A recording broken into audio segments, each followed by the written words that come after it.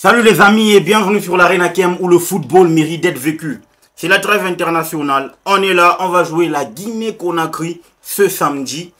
Quoi de plus normal que de sortir une vidéo sur ma compo probable. Je vous la donne et que afin que nous puissions discuter ensemble. Let's go pour le débrief. Vous savez exactement que la RDC est qualifiée pour la prochaine Coupe d'Afrique des Nations qui va être organisée au Maroc. Ça va être génial parce que le Maroc, c'est un pays du football. Le Maroc, c'est un pays, en tout cas, qui pour le moment, nous est hostile. Je ne dis pas hostile en termes, n'est-ce pas, d'animosité, etc. Mais on n'arrive pas à gagner là-bas. Ok.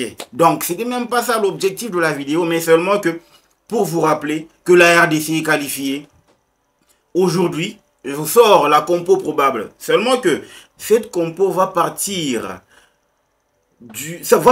du principe que on est déjà qualifié et qu'il faut qu'on teste certains pions pour voir ce qu'ils peuvent exactement apporter au groupe et ce qu'ils peuvent, n'est-ce pas, apporter au sein du système qui sera mis en place par Sébastien Desabre. Vous savez, moi en tout cas, j'étais en train de plaider de voir pratiquement 50% de nouveaux joueurs au sein de l'effectif et de laisser au repos certains cadres. Question que nous puissions préparer d'autres stratégies. Vous savez, on a 2 matchs officiels. C'est bon pour avoir une stratégie, la tester, la parfaire et voir comment est-ce que ça peut fonctionner lors de la prochaine CAN. Mais Sébastien Desabre m'a pris à contre-pied. Il n'a pas vu de cet angle-là. Il a préféré avoir son ossature, qui a bataillé dur pour la qualification au Maroc, qui a bataillé dur pour pouvoir arracher 4 victoires, 4 clean sheets. Donc ça veut dire que la RDC, en 4 matchs, n'a jamais encaissé de but. Surtout que on se rend compte que depuis l'intronisation de Dimitri Berthaud, on sent que il y a une certaine continuité en termes de résultats positifs. Je ne remets pas en cause les qualités de Lionel Mpassi-Nzao, mais je me dis que, donc c'est exactement cette situation qui nous ronge ces derniers temps, mais on se dit, le plus important, c'est que tant que ça fonctionne avec Berthaud, le plus important, c'est que le groupe vit, en tout cas, en harmonie et que les résultats suivent. Et ça, c'est ce qui nous importe. C'est ce qui nous importe au jour d'aujourd'hui, et c'est ce qui nous importe par rapport à ce que nous avons besoin en tant que fans. On a besoin de voir des résultats positifs. Et aujourd'hui, je dois l'avouer que cette sélection-là nous apporte des résultats positifs. Et on se rend compte que la RDC parvient à réaliser des bonnes performances, que ce soit sur et en dehors de son fief.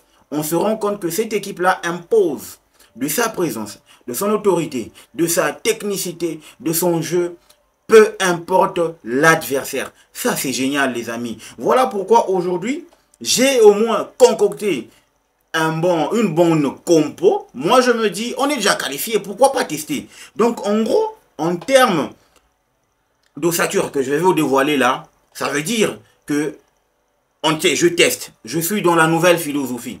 Donc, on y va. Dans le but, Timothy Fayoulou, vous savez, depuis qu'il est là, depuis 2015 et jusqu'à son escapade avec la sélection de la Suisse, il n'a jamais goûté à la titularisation au sein de notre sélection. Donc, en gros, je lui donne quand même les crédits de commencer du moment que je permets à ce que notre ligne défensive reste la même. Donc, en gros, à part Kioso qui vient, Dylan Batubinsika, Maswaku et Chancel Mbemba. Pour moi, Chancel Mbemba, il revient. Pourquoi? Parce que il joue pas avec Marseille. Il joue pas. Alors, pourquoi ne pas le reconduire? Lui, là, en tout cas, ce bénéfice-là de jouer chaque match de la RDC pour garder la forme. Dylan Batubinsika, il enchaîne de bonnes performances avec Saint-Etienne. Mais vous savez, Inongabaka lui a chippé sa place. Bon, je ne dis pas qu'il lui a chippé sa place, mais il a relégué sur le banc. Arthur Maswaku, pour moi, il doit jouer.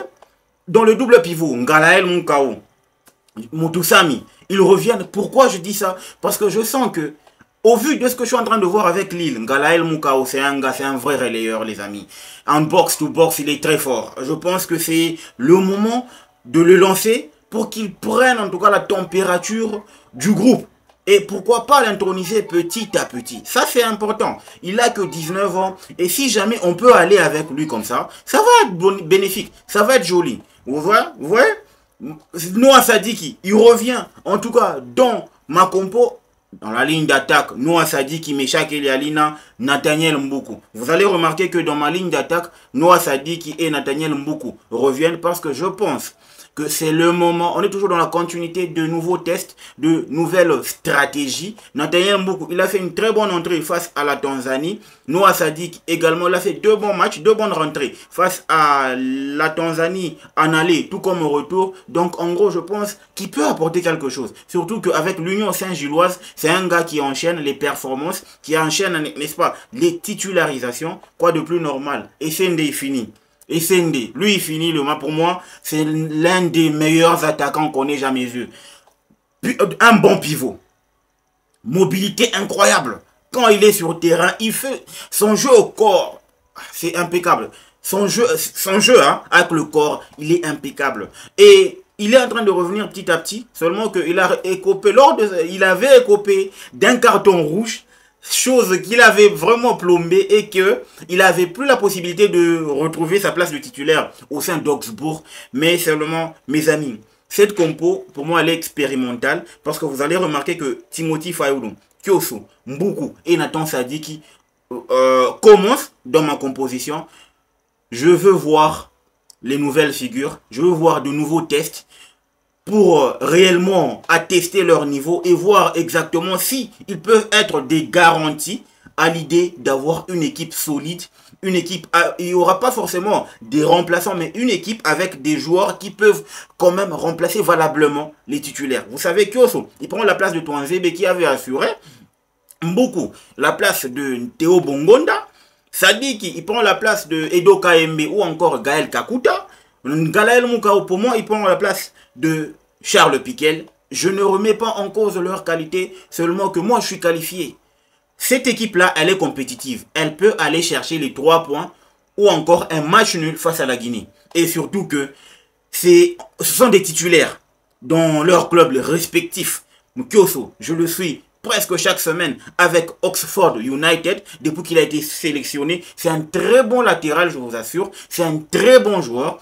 Galaël Moukao, il commence à enchaîner les titularisations avec Lille et surtout qui joue la Ligue des Champions.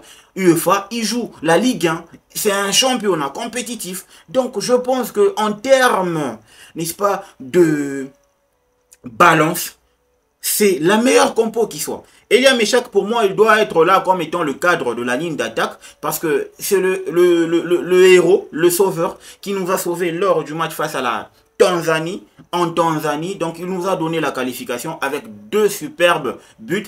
Pour moi, en termes, en guise de confiance, je lui donne les clés de pouvoir commencer le match. Arthur Maswaku, il est dans la continuité de ses bonnes performances. Et je l'ai bien expliqué, pour moi, il gagne encore. Parce que lors du dernier rassemblement, il n'avait pas commencé en tant que titulaire. Timothy Fayulu, il gagne le bénéfice du doute. C'est un gars qu'on doit accueillir et voir son potentiel. Il est titulaire avec Sion. Il enchaîne des bonnes performances. Il est très bon sur sa ligne. Il faut voir exactement ce qu'il peut apporter au sein de cette sélection. Et ça passe par une titularisation pour voir exactement c'est quoi son réel niveau. Qu'est-ce qu'il peut nous apporter? Est-ce qu'il a la carrure? Il a en tout cas les compétences pour être un gardien sur qui on peut compter. Surtout que Dimitri Berthaud, même si il est titulaire en sélection, mais il est relégué sur le banc au détriment de Benjamin Lecomte à Montpellier. Lionel Mpassinzao, c'est un gardien titulaire avec Rodez en France. Donc je pense qu'en termes de rotation, c'est la meilleure chose qui puisse arriver à Timothy Fayulu.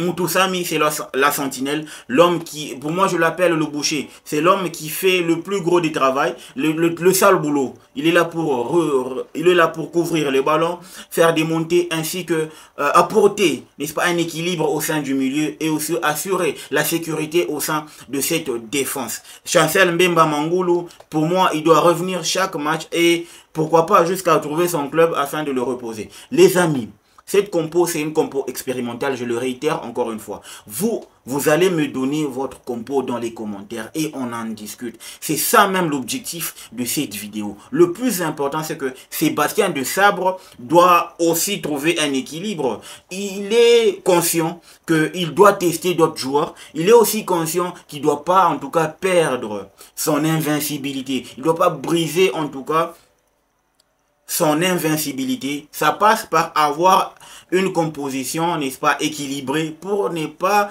sombrer. Parce que la Guinée, ça reste un sacré client. Après, on peut faire un remplacement lors du match face à l'Éthiopie. Là, c'est notre honneur, notre coach, n'est-ce pas, d'invincibilité qui est en jeu face à la Guinée-Conakry. Les amis, c'est ça. Donc, le samedi, on se retrouve pour le débrief, voir comment est-ce qu'on s'est comporté sur le terrain et comment est-ce qu'on a performé sur le terrain grâce à cette compo. Je ne dis pas que c'est une compo officielle, mais c'est une compo qui nous permet quand même de voir ce que exactement Sébastien Desabre peut préparer à l'avenir. Donc dites-moi ce que vous en pensez en commentaire. N'oubliez pas de vous abonner, de liker, de partager la chaîne. Le football mérite d'être vécu. Ciao.